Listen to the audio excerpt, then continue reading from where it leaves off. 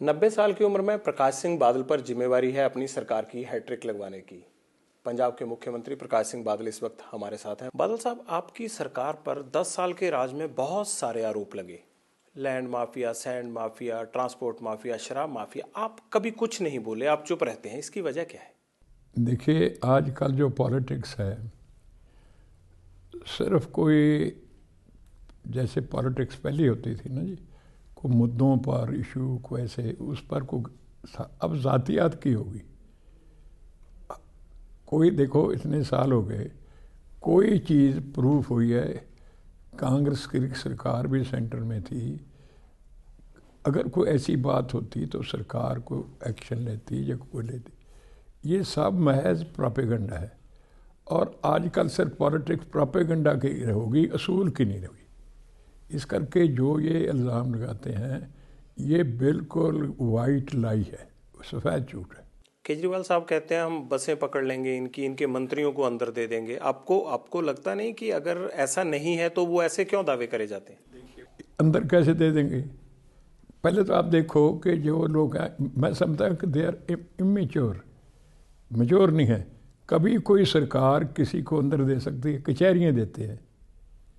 सरकार का काम नहीं है कि अगर मैं चाहूँ कि किसी को पकड़ के अंदर जेलों में भेज दूँ तो मैं तो नहीं भेज सकता। केस तो दर्ज कर सकते हैं बादल साहब। ये केस दर्ज बेशक जितने मर्जी करने, मेरे ऊपर सारी लाइफ जो मेरी है वो एक खुली किताब है। हिंदुस्तान का सब शहरी जो है मेरे मुतालिक जानता है।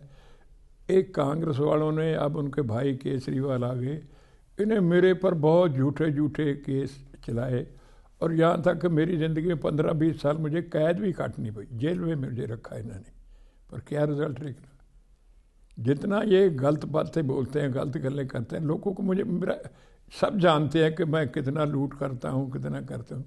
एक बात भी मेरे खिलाफ, पिछले अमरिंदर सिंह ने मेरे पर दावा किया था, जब चीफ मिनिस्टर थे, तो केस कोर्ट में बरी हुआ। ये वंडेटा पॉलिटिक्स है, हमारी वंडेटा कोई नहीं। आप बताएं कि 10 साल में किसी कांग्रेस को या किसी को पकड़ा हो? सवाल आप पे नहीं उठते हैं बादल साहब, सवाल सुखवीर और विक्रम मजीठिया पर उठ रहे हैं। जो विरोधी भी वो आपके बारे में नहीं बोलते हैं। देखिए, वो बयान तो बताएं तो सही। कोर्ट में केस चले, वो SIT मुकर्रर हुई, उन्होंने कह दिया कुछ नहीं। देखो, इल्ज़ाम तो किसी पर लगा दो, लेकिन ये प्रूफ तो करें ना। आज तक प्रूफ हुआ हो? आपको लगता है ये सियासी इल्जाम है, सिर्फ वोट के लिए इल्जाम? आप देखो कि अमरिंदर सिंह के ऊपर इल्ज़ाम लगाया है मनी लॉन्ड्रिंग का, जो हो, मैं कभी नहीं बोला। क्यों नहीं बोलते आप? इस पे भी लोग बड़ा शक करते हैं। क्यों? मैं इसलिए नहीं बोलता जब तक प्रूफ नहीं हुए। जब कोई प्रूफ नहीं हुआ, अगर कोई किसी के केस कर देता है, तो जब तक प्रूफ नहीं, आप क्या किसी को कहें? और मैं ज़ातियात पर नहीं जाता। मैं सारी उम्र, मेरी 70 साल की पॉलिटिक्स हुई, मैं ज़ातियात पर नहीं जाता। मेरे अंदाजे से ये गलत पॉलिटिक्स है। ये दो आगे, अमरिंदर और दूसरा जो BJP से आया है सिद्धू, ये ज़ाती इल्ज़ाम लगाते हैं। ज़ाती क्या इल्ज़ाम है? मेरे पर एक इल्ज़ाम लगाएं, एक। और मैं कहता हूँ ये तो दल बदलू लोग हैं। जो दल बदलू लोग हैं वो क्या किसी को कह सकते हैं? मैं सिद्धू साहब पे भी आऊंगा बादल साहब, लेकिन पिछले सवाल पे एक बार जाता हूं। आपको लगता है कि अमरिंदर सिंह के खिलाफ जो कहा जा रहा है कि स्विस बैंक अकाउंट है, आपको लगता है कि उसमें सच्चाई नहीं है? सच्चाई हो, लेकिन एक बहुत बड़ी अथॉरिटी सेंटर ने, वो केस सामने आया, हमने, लेकिन अगर इनको को मेरे खिलाफ इतना पॉइंट मिल जाए तो ये तो रोज़ उसको उछाड़ें। इन्होंने तो मुझे भी गिरफ्तार किया, मेरी वाइफ को भी पर्चे में रखा, सुखबीर को भी रखा, मैं कभी रखा किसी को? सारी हिस्ट्री में मुझे बता दें कि मैं किसी कांग्रेसी को, और मुझे ये हर कोई सरकार आती है कांग्रेस की, मेरे खिलाफ कमीशन बताती है, मेरे खिलाफ अंदर। निशाना क्या है कि अगर बादल को कमज़ोर किसी तरीके से कर दिया जाए तो पंजाब की लूट सूट में इनका कोई मुकाबला नहीं कर सके। आपने भी इस बार बादल साहब अमरिंदर सिंह के खिलाफ केस तो दर्ज किए थे आपने? नहीं, एक भी नहीं बताए, नॉट ए सिंगल। नहीं, उनके खिलाफ लुधियाना सिटी स्कैम में केस हुआ दर्ज। उनकी सरकार के वक्त की थे, हमारी सरकार में तो छोड़ा है उनको सब केस। लेकिन तो, इस चीज पे भी सवाल उठते हैं बादल साहब कि आप छोड़ देते हैं अमरिंदर सिंह को, ये मैं बहुत बड़ा सवाल है। नहीं, मेरी गल सुना, मेरा अमरिंदर से कोई वास्ता नहीं, ना दुश्मनी है। वो तो हमारी पार्टी में मिनिस्टर भी रहे हैं, तो मैं क्यों जाती जाऊं, मेरा किसी से क्या अख्तलाफ है? केजरीवाल यही बात तो कहते हैं कि कांग्रेस और अकाली दल मिले हुए हैं आपस में। देखो, आप कुछ समझदार आदमी हैं, अगर मिले हुए हों तो एक दूसरे के खिलाफ लड़ें क्यों? तो कोई इस बार सवाल पहली ऐसा बार हुआ पूछे है। जिसमें केजरीवाल कहता है, फलाना कहता है, हमारे प्रेस वाले कहेंगे, तो केजरीवाल ने तो सबसे, अब केजरीवाल से पूछ लो कि उन्होंने पानी के मसले में जो पंजाब की लाइफ लाइन है उसमें पंजाब के खिलाफ क्यों बयान दिया? सेवा आप करते हैं पंजाब में, चेहरा आपका चलता है, लेकिन राज सुखबीर बादल और विक्रम मजीठिया करते हैं, ये ऐसा क्यों है? भैया, राज तो सब मिलके करते होते हैं, एज ए टीम करते हैं। चीफ मिनिस्टर अकेला नहीं होता, उसके मिनिस्टर होते हैं, वो मिलके अपने अपने महकमे का राज करते हैं। 2012 में जब आप मुख्यमंत्री बने थे, मैं उस कार्यक्रम में भी आया था। आपने मुख्यमंत्री की शपथ लेने के बाद तख्त केसगढ़ साहिब पर जाकर आपने कसम खाई थी कि इस बार ड्रग्स को खत्म करना है, अगर आपको याद हो तो। आप भी थे, सुखबीर भी थे, लेकिन वही ड्रग्स आज पंजाब में सबसे बड़ा मुद्दा है चुनाव का। ये कैसे हो गया? क्यों ड्रग्स खत्म नहीं हो पाया? मुद्दे बनाए जाते हैं पॉलिटिकल फायदा लेने के लिए। देखिए, पहले तो आप ये देखो कि यहाँ कोई भी ड्रग पैदा नहीं होती। ड्रग्स आते कहाँ से हैं? ड्रग्स या तो अफ़गानिस्तान से आते हैं, पाकिस्तान से, ये नहीं कि सारे हिंदुस्तान में और सारी वर्ल्ड में वहाँ से जाते हैं। तो हम तो यहाँ रोकते हैं, डिफेंस करते हैं। पहले बीएसएफ रोकती है, फिर उसको हम रोकते हैं। हम तो कितने सैकड़े पकड़े हैं लोग। ये प्रोपेगंडा, ये तो कहीं जाओ कहीं दिमाग में लोगों में आ जाता है।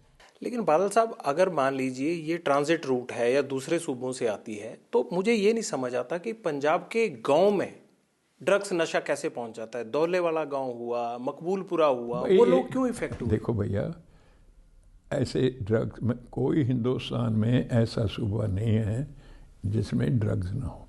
कोई सूबा नहीं है। हिमाचल में एक जगह है, वहाँ सारी दुनिया से चरस पीने के लिए आते हैं, खुले। गोवा में चले जाएं आप, लोग को वहाँ खुला नशा कर। ये पंजाब को देखिए, पंजाब को एक कांग्रेस ने या अपोजिशन पार्टी ने एक टारगेट बनाया है कि पहले हमें कहते अतवादी, आप बताएं हम अतवादी हैं या अकाली दल अतवादी है? इतना बदनाम हमें किया, अब कहते हैं कि आप नशई हैं। बादल साहब, कभी आपने मजीठिया साहब को, आपके रिश्तेदार भी हैं, पूछने की कोशिश की कि आपका नाम कैसे आया इस उसमें? क्योंकि ये सबसे बड़ा एजेंडा बन गया है चुनाव में। भाई, एजेंडा तो बन गया है, वो यही ना टारगेट करते हैं।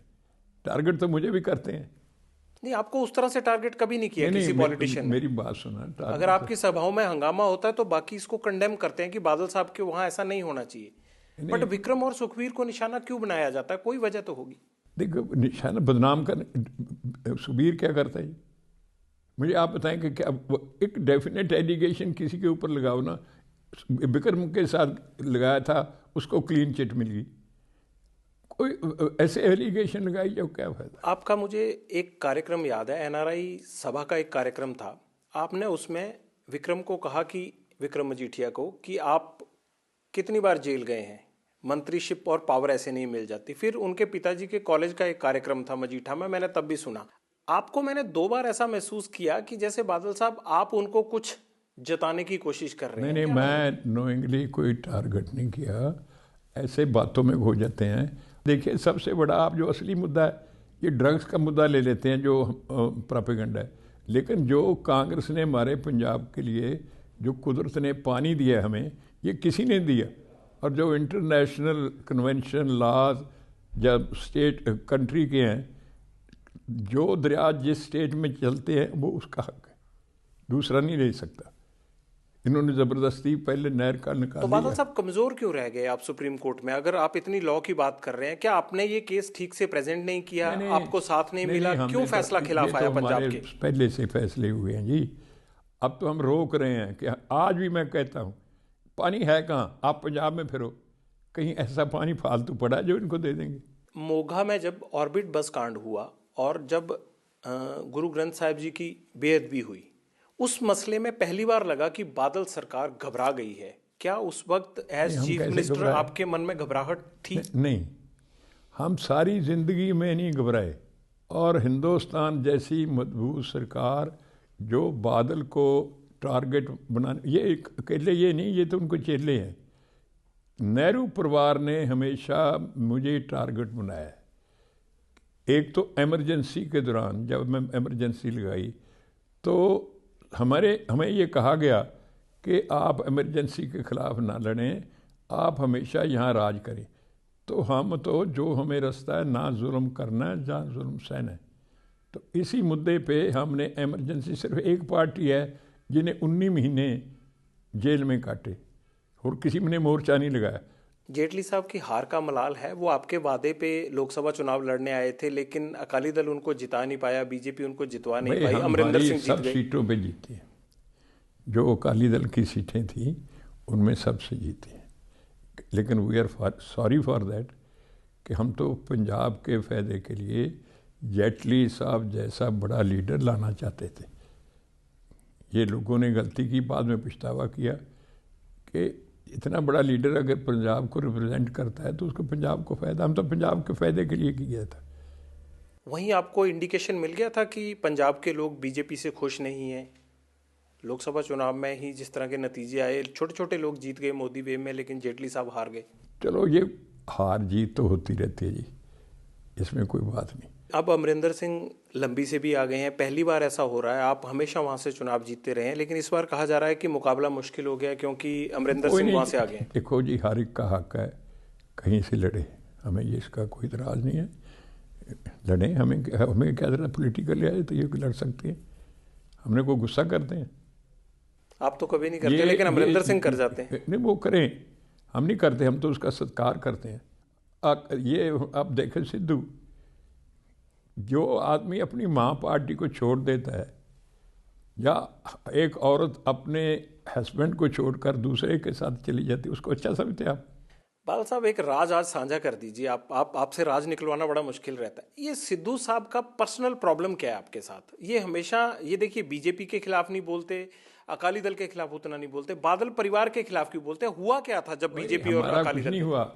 बादल परिवार एक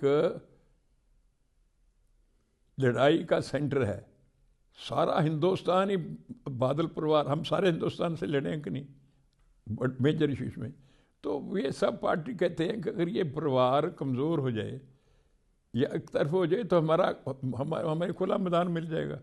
उन्होंने कहा है कि देखिए 50 बसें थी, 600 बसें जुड़ गई इन 10 सालों में, एक्साइज में इन्होंने इतना घोटाला कर दिया, 1 लाख करोड़ का घोटाला कर दिया। मेरी बात सुनो, ये कहे तो जो मर्जी कर लें, अदालतें हैं, कोई आप गलत काम करता है तो अदालत है, उसमें जाओ। इलीगल बातों को आजकल हाई कोर्ट उस वक्त एक्शन ले लेती है, हाई कोर्ट में कर तो ये गलत हुई बात, कहने से नहीं होता।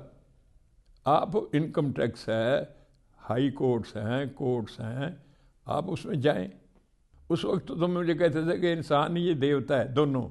अब कहते मेरे जैसे बुरा आदमी कोई नहीं है। Let us wait for some time. ये नई नई शादी हुआ है, हनीमून है। डिवोर्स जल्दी होगा? हैं जी, डिवोर्स भी जल्दी होगा, तलाक? बिल्कुल। जिसको डिवोर्स करने की आदत पड़ जाए, जिस औरत को डिवोर्स करने की आदत पड़ जाए, जैसे आदमी को, वो चलते ही रहते हैं। अमरिंदर सिंह ने भी डिवोर्स किया कई दफ़ा, इसने भी डिवोर्स किया। देखिए, मैं आज अगर इतनी देर से पॉलिटिक्स में हूँ और मुझे कोई गिरा नहीं सका, तो एक वजह है, वो है कि मैं अपने असूल पे चलता हूँ, एक पार्टी में हूँ, एक असूल पे हूँ। हमारा मेन है कम्युनल हार्मनी, शांति, पीस और डेवलपमेंट। बादल साहब, सिद्धू साहब का ये इल्जाम भी है कि मुझे बीजेपी में हाशिए पर डालने में और पंजाब की पॉलिटिक्स से भगाने में बादल्स का ही अहम रोल था। भाई हमें क्या ज़रूरत? देखिए, हमें कोई जोर लगाए, मैं थ्रेट हूं इनके लिए। नहीं, मेरी बात सुनो। अगर मुझे कांग्रेस ने इतना तंग किया, इतनी दफ़ा जेलों, ऐसी जेलों में बैठा जाए, ये तो कमरा बड़ा, आधा कमरे में एक साल में रहा हूँ, तो मैं भाग जाऊँ अकाली दल में? ये उसकी कमज़ोरी है। अगर हमने ज्यादती की, चलो छोड़ो, तो उसको पार्टी छोड़ देनी चाहिए। उनको बने रहना चाहिए था, उनको बने रहना चाहिए था। ये सबसे बड़ी बात है।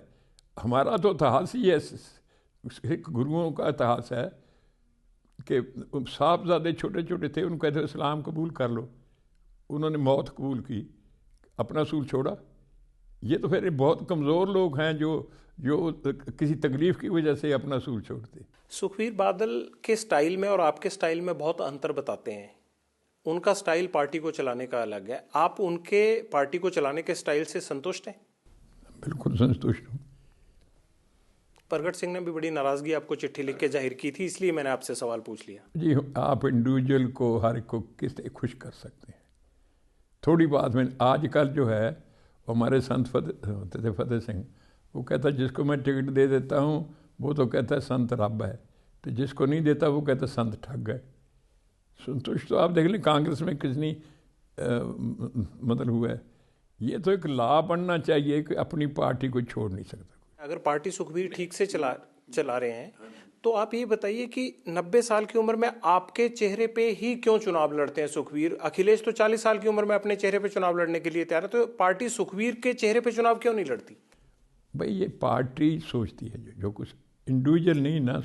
सुखबीर कोई अहम है ना मैं अहम हूँ, मैं भी एक पार्टी का वफादार सिपाही हूँ, वो भी एक वफादार सिपाही है। जो पार्टी ड्यूटी लगाती है हम उस पर चलते हैं। पार्टी ने कहा ये करना है, मेरा कोई मन नहीं था कि मैं इलेक्शन जरूर लड़ूं, लेकिन पार्टी ने कहा लड़ना मैं लड़। पार्टी कहे फांसी लग जाओ, फांसी लग जाएंगे। लेकिन कहते हैं पार्टी तो बादल परिवार की ही हो गई है, कहते हैं अकाली दल मतलब बादल परिवार का दल। अब जब कांग्रेस नेहरू परिवार की नहीं है। वो लोग कहते हैं जो मतलब खुद उसका जवाब नहीं है। नेहरू परिवार के है कि नहीं, 3 पीढ़ियों से 4 पीढ़ियों से। हमेशा आप किसानों के हकों की बात करते हैं, इस बार बहुत किसानों ने खुदकुशियां की। आपको नहीं लगता कि किसानों के लिए कोई कंक्रीट पॉलिसी लानी चाहिए थी? बिल्कुल लानी चाहिए। देखो जितना किसानों जो हमारे बस में था, हमारे बस में एक था कि हम 3 टैक्सेस समझ लो या 3 लगान लेते हैं, हर स्टेट लेती है। एक ट्यूबवेल्स का, एक नहर का और एक मामला होता है किसान के। हमारे बस में, बाकी सारा सेंटर के बस में। एक कोऑपरेटिव सोसाइटी का लोन, तीनों हम ना ट्यूबवेल का बिल लेते हैं, ना नहर का बिल लेते हैं, ना मामला लेते हैं। आमदन है कम है, खर्चा ज़्यादा है। तो खर्चा ज़्यादा जड़ था जो तो हम कर सकते किया है। हमने ये भी करता कि 50,000 तक जो कर्जा है उसका इंटरेस्ट नहीं लेंगे। लेकिन ये हमारे कीमतें बनानी ये हमारे बस में नहीं है, सेंटर सरकार के पास। आप पर एक इल्ज़ाम और लगता है कि आपने जो धार्मिक इंस्टीट्यूशंस हैं सिखों के, उनका सियासी इस्तेमाल किया। अकाल तख्त साहिब से वो हुक्मनामे जारी होते हैं जो बादल साहब कहते हैं, ये SGPC वही काम करती है जो बादल साहब चाहते हैं। हम श्रोमणी कमेटी में ना दखल देते हैं ना अकाल तख्त। ये भी एक प्रोपेगेंडा है। देखिए, एक तो ये है कि अकाली दल की टिकट पे लड़के ही MLA बनते हैं जी, सॉरी SGPC के मेंबर। वो अगर कोई कहते इल्ज़ाम लगाए कि हम वो इंडिपेंडेंट, उनका सारा काम है। हम तो कभी दखल ही नहीं दिया। या बताएं क्या दखल दिया है? डेरा सच्चा सौदा के चीफ को माफ़ी दिलवाने के पीछे अकाली दल की भूमिका थी। हमारा कोई, अगर हमारा था उसको फिर दोबारा क्या हो गया? कहते फैसला बदल दिया गया क्योंकि लोगों ने रिएक्ट किया। अकाल तख्त के जत्थेदारों का मसला है, हमारा मसला नहीं है वो। ये भी एक प्रोपेगेंडा है। SGPC का चीफ श्रोमणी अकाली दल की मर्जी से नहीं बनता है। मर्जी से पार्टी टिकट पे है। कोई चीफ मिनिस्टर है तो पार्टी की मर्जी से ही बनता है ना। आप समझिए, पार्टी वो भी एक श्रोमणी अकाली दल की टिकट पे मेंबर लड़ते हैं और मेंबरों में से एक प्रेसिडेंट बनता है। आपने हमें इतना वक्त दिया, बहुत बहुत शुक्रिया। जरूर।